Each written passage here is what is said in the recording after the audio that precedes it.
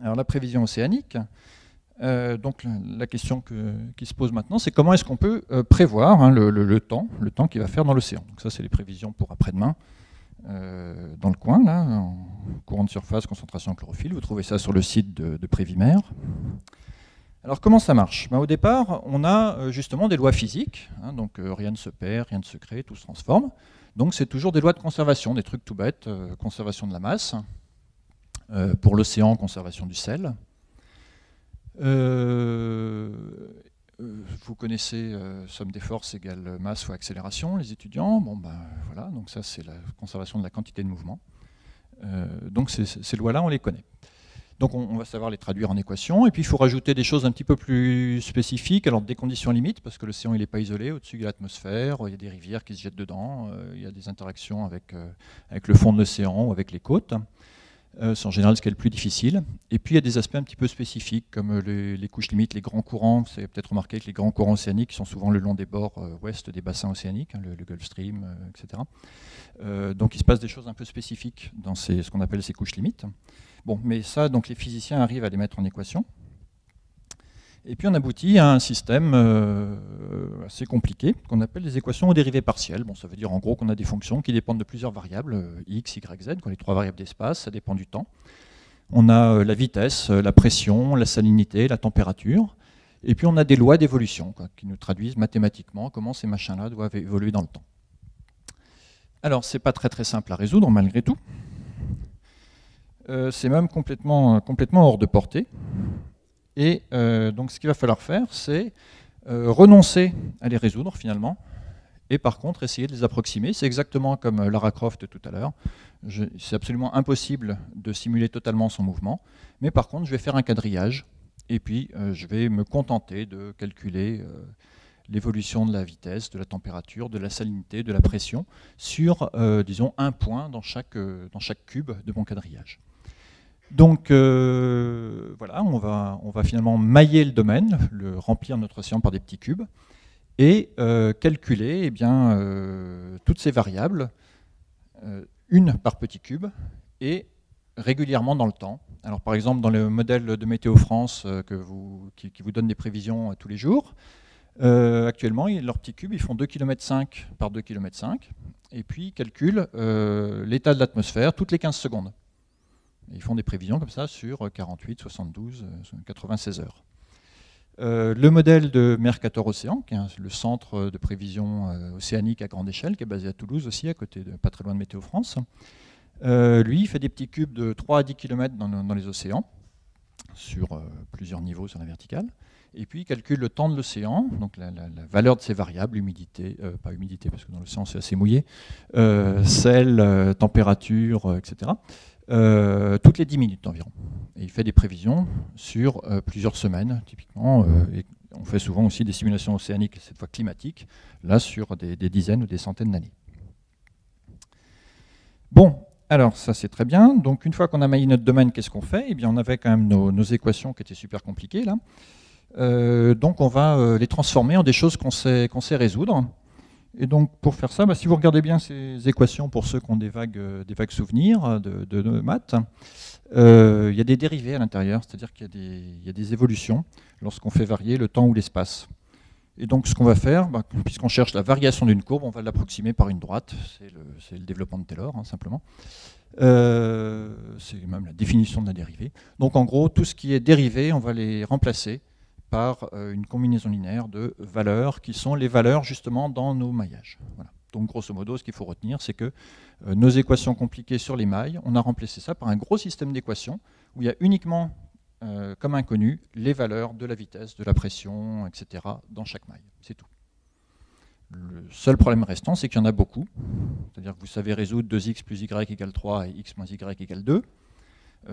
Sauf que là, des x et des y, il y en a plutôt 100 millions à 1 milliard. Donc ça fait beaucoup. Du coup, on ne va pas le faire à la main. Mais avec des bons ordinateurs, on y arrive. Alors quand on a fait ça, on est très content, parce qu'on a un outil qui nous permet de simuler les lois de la dynamique de l'océan, ou de l'atmosphère, hein, c'est la même chose pour la météo. Le seul problème, c'est que ça sert rigoureusement à rien si on veut faire de la prévision. Pourquoi? Parce que notre modèle, il n'est pas calé sur la réalité. Donc, ok, on peut le faire tourner, mais il ne nous donnera pas le temps qu'il fera demain, le temps océanique qu'il fera demain ou la semaine prochaine, si on ne l'a pas initialisé avec le temps qu'il fait aujourd'hui. Donc pour ça, on a besoin d'observation, on a besoin de mesures. Donc on retombe sur l'intérêt des mesures, justement. Et donc il va falloir utiliser toutes les observations disponibles. Alors on a des observations in situ, comme l'a dit André, on a des observations satellites. Et on va faire du coup ce qu'on appelle de l'assimilation de données. C'est-à-dire que grosso modo, on va chercher le meilleur état de notre modèle, ça reste un modèle, hein, ce n'est pas la réalité, mais qui sera compatible avec toutes les observations qui sont disponibles. Okay, donc sur ce petit graphique, là vous avez par exemple la trajectoire que faisait notre modèle en couleur verte, en fonction du temps. Vous avez des petits points jaunes là, qui sont des observations. Et puis on se rend compte que finalement notre modèle il était peut-être pas si bien que ça réglé, il était peut-être pas réglé si bien que ça, puisque il passe quand même, il passe au milieu des observations, mais c'est quand même pas super. Et peut-être qu'en le réglant un peu mieux, en jouant sur quelques paramètres du modèle, comme par exemple sa condition initiale, mais ça peut être autre chose, hein, ça peut être des valeurs de certains coefficients physiques dont on connaît qu'une valeur approximative, on va réussir à obtenir par exemple la courbe en pointillé rouge qui passe cette fois nettement plus près des observations. Donc c'est une étape de réglage du modèle, du fine-tuning, on tourne un peu sur les boutons du modèle, pour qu'il représente bien ce qui s'est passé ces derniers jours. Et une fois qu'on a fait ça, on considère que notre modèle il est bien réglé, et donc on va le laisser évoluer pour faire cette fois de la prévision. Donc ça, c'est ce que font tous les centres de prévision, que ce soit en océanographie, mais en météorologie ou dans n'importe quel domaine. Tous les jours, on cale le modèle, on optimise ses paramètres en fonction des observations disponibles. Alors, d'un point de vue mathématique, ça revient à quoi? Ça revient, je suis en train de dire, on optimise les paramètres. Optimiser, voilà, c'est de l'optimisation. Donc, il faut minimiser ou maximiser une fonction qui dépend de quelques paramètres. Alors, ça revient, disons, à trouver le minimum d'un truc. Bon, quand on est en une dimension, on veut trouver la meilleure valeur d'un paramètre, vous tournez le bouton. Il y a un moment, on regarde à droite. Si je regarde à droite, ma fonction a tendance à monter. Moi, je voudrais, c'est la faire descendre. Bon, du coup, je regarde à gauche. Ah oui, si je baisse la valeur du paramètre vers la gauche, dans ce cas-là, je vais descendre et ce sera mieux. Bon, ça, c'est facile. Quand on est en deux dimensions, on voit bien que, ok, on peut encore y arriver. On peut à peu près trouver comment descendre dans une espèce de bol pour trouver le fond. Le problème, c'est qu'il faut faire ça de façon automatique, parce que, évidemment, on ne va pas se reposer la question tous les jours. Donc, il faut que ce soit un ordinateur qui fasse ça automatiquement. Et la difficulté, c'est que là, on ne va pas fixer un ou deux paramètres. On va fixer, par exemple, la condition initiale du modèle, qui vit donc dans un espace de dimension 100 millions ou 1 milliard. Donc, du coup, à dessiner, c'est un peu plus compliqué pour moi. Donc, je ne l'ai pas fait. J'ai mis un gros point d'interrogation. Et à minimiser de façon automatique, c'est je vais rester poli, mais c'est un truc pas possible. Donc c'est très très compliqué. D'autant plus que notre fonction, elle n'est pas du tout, la fonction qu'on veut minimiser, dont on veut trouver la valeur la plus petite, elle n'est pas du tout gentille comme ça, mais elle ressemble plutôt à quelque chose comme ça, en 2D. Donc il y a des tas de minima et de maxima locaux partout. Elle n'est pas du tout régulière. Et donc c'est le bazar le plus complet. Et donc il y a pas mal d'études au niveau mathématique qui sont liées à ce qu'on appelle de l'optimisation pour justement essayer de progresser. Et ça c'est notamment une source importante d'incertitude dans les prévisions qu'on a. C'est qu'on n'est pas sûr chaque jour quand on règle le modèle d'être tombé sur le bon minimum. Donc voilà. On sait que le modèle est pas trop mal calé par rapport aux observations, mais peut-être qu'on pourrait faire mieux, mais on n'est pas sûr d'être dans le bon minimum. Donc c'est un sujet de recherche encore très actuel. Voilà, donc on a un modèle, il sait faire de la prévision maintenant parce qu'on l'a bien calé. Et ça c'est très bien, sauf que la prévision, ça reste une information relativement moyenne tant qu'on n'est pas capable de dire si on a confiance dans notre prévision ou pas. C'est le fameux indice de confiance que donne Météo France maintenant tous les jours depuis 2-3 ans, hein, dans une échelle de 1 à 5, voilà. Donc on sait un peu plus à quoi s'en tenir, quoi. Donc pourquoi est-ce qu'il y a des incertitudes? Pourquoi est-ce qu'on n'a pas forcément confiance dans notre prévision? Je vous l'ai expliqué, le modèle il a plein d'incertitudes, c'est lui-même une approximation des lois physiques, une approximation numérique de lois physiques. Les lois physiques sont elles-mêmes une approximation de la réalité. Et en plus, derrière tout ça, on fait des tas de calculs d'optimisation dont on n'est pas sûr d'avoir trouvé les bonnes valeurs, les bons minima. Donc du coup, c'est pas étonnant. Et en plus, lorsqu'on travaille en météorologie, en océanographie, on a une particularité des systèmes sur lesquels on travaille, c'est la notion de chaos. Parce qu'on dit que le système est chaotique, c'est-à-dire que une petite incertitude au départ peut mener à des choses assez différentes au bout d'un certain temps. Pourquoi ? Ça vient de la turbulence. Les mouvements de l'océan sont turbulents. Ça, vous le voyez bien sur ce petit film, en mer du Labrador. Vous voyez, il y a des tourbillons absolument partout. Et vous imaginez bien que si un petit tourbillon, vous le déplacez un petit peu au départ, au bout de quelques jours, il ne sera plus du tout au même endroit, quoi, forcément. Alors le coupable, on le connaît très bien d'un point de vue mathématique. Si je revenais sur les équations là, de tout à l'heure, juste pour le plaisir, parce qu'on a des classes prépa, voilà. Vous avez un joli terme, là, le deuxième terme, derrière du dt, vous avez u grad u ou u grad v. Ça revient, c'est donc un terme qu'on appelle non linéaire. Voilà. Ça revient à avoir f fois f' fois la dérivée dans les équations. Alors, du coup, c'est tout bête. Si vous faites f égale sinus x, quand vous avez un sinus dans une équation, sa dérivée, ça vaut cosinus. Vous faites f fois f', ça fait sinus x fois cosinus x, c'est-à-dire 1 demi de sinus 2x. Ça veut dire quoi? Ça veut dire que si vous avez des phénomènes qui existent à une certaine échelle, des tourbillons océaniques, des cyclones dans l'atmosphère, vous les mettez dans vos équations, automatiquement, vos équations vous produisent des trucs de taille 2 fois plus petite. Et évidemment, qui eux-mêmes vont produire des trucs de taille encore 2 fois plus petite, etc., etc. Et c'est pour ça qu'on a des tas de tourbillons à toutes les échelles. C'est le phénomène de turbulence. C'est ce qu'on appelle la cascade d'échelle ou la turbulence. Et donc, d'un point de vue mathématique, ça s'explique très très facilement. C'est très bête. D'un point de vue de la prévision, c'est une catastrophe. Alors, vous avez tous entendu parler d'effet papillon. Le monsieur qui a théorisé ça, c'est Édouard Lorenz. C'était un météorologue et mathématicien. Et c'est lui enfin, c'est même pas lui d'ailleurs, c'est à propos de lui finalement qu'on a parlé d'effet papillon, c'est même pas lui qui a inventé le mot effet papillon. C'est un organisateur de conférences en 72 ou 73. Lorenz n'avait pas renvoyé le titre de sa conférence à temps, un peu comme moi là aujourd'hui, donc on m'a proposé, c'est Bertrand, je crois, qui avait donné le titre à ma conférence. L'organisateur de la conférence a intitulé son exposé un battement d'aile au Brésil, d'un papillon au Brésil, peut-il provoquer une tempête au Texas? Et c'est devenu l'effet papillon. Alors, qu'est-ce qu'il a montré, Lorenz? En fait, il a simplifié à l'extrême les équations de la météo. Il a cherché pendant des années, des mois, comment simplifier, trouver des trucs qui étaient très simples à étudier, mais qui gardaient quand même l'essentiel de la physique, quoi, au moins du comportement mathématique des choses. Et il a proposé, notamment, il en a proposé tout un paquet par la suite, mais le premier petit modèle qu'il a proposé, c'est le petit modèle qui est en haut à droite. Donc, c'est 3 équations très très simples, des équations différentielles ordinaires, toutes bêtes. Dont les solutions sont du coup des arcs paramétrés pour les classes prépa.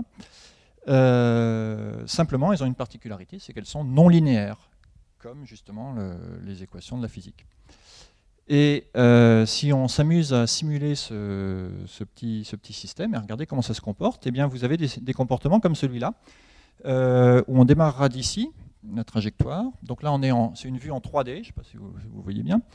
Ici, on a une trajectoire bleue, une trajectoire rouge, qui sont quasiment identiques au départ. Il y a un pouillème près, c'est les mêmes, et on simule le truc, on simule les solutions, et on s'aperçoit assez rapidement, alors il faudrait que je vous montre l'animation, peu importe, que, voilà, vous voyez, il y a des lignes bleues, des lignes rouges, en fait. C'est-à-dire qu'au bout d'un certain temps, les deux trajectoires vont bifurquer totalement l'une de l'autre, alors qu'elles étaient extrêmement proches au départ. Ça, c'est ce qu'on appelle l'effet du chaos, justement. Une petite erreur initiale peut provoquer des comportements très différents au bout d'un certain temps. Ça, c'est une première chose. Mais ce qu'a montré Lorenz surtout, et c'est ça qui est beaucoup plus intéressant, c'est que le chaos, certes, mais en fait, pas n'importe comment quand même. C'est-à-dire que toutes nos solutions, vous voyez, elles sont regroupées sur 2 espèces d'ailes de papillon. Justement, ça aussi, ça a participé à... Cette figure-là a participé aussi beaucoup à la notion d'effet papillon, parce que ce truc-là ressemble à un papillon. Elles sont dans le cube XYZ, elles sont regroupées, ces trajectoires, autour de ces espèces d'ailes de papillon là, qui sont donc ce qu'on appelle des variétés affines en 3D, bon bref. Donc finalement, il y a un ordre qui est caché derrière le chaos. Ce qui fait penser finalement beaucoup, un peu, enfin oui, c'est quand même à la loi des grands nombres, à ces espèces de, voilà, ce qui est incertain pour une réalisation est en fait tout à fait certain pour un grand nombre de réalisations ou sur toute une longueur de trajectoire. Alors, c'est ce qu'on appelle la théorie des systèmes dynamiques, en fait, qui fait ça. Il y a un excellent film qui a été fait là-dessus, qui est disponible sur ce site internet, où les choses sont expliquées. Il y a plusieurs chapitres et c'est expliqué de façon très très limpide, avec des animations vraiment sympas. Donc je vous encourage à aller le voir. Voilà. Donc, comment est-ce qu'on fait en pratique, du coup, pour tenir compte de cet effet chaotique? Eh bien, on va multiplier, finalement, les prévisions. C'est-à-dire qu'on va jouer sur ce qui est un petit peu incertain dans notre modèle, et au lieu de prendre une condition, une estimation de l'état présent, et puis de simuler, de prévoir la suite à partir de là, on va prendre finalement 20, 30, 50 estimations de l'état présent, un petit peu différentes les unes des autres en fonction des incertitudes qu'on a. On va lancer ces 30, 40, 50 prévisions, et on va obtenir du coup tout un ensemble de prévisions. Donc c'est ce qui est symbolisé ici.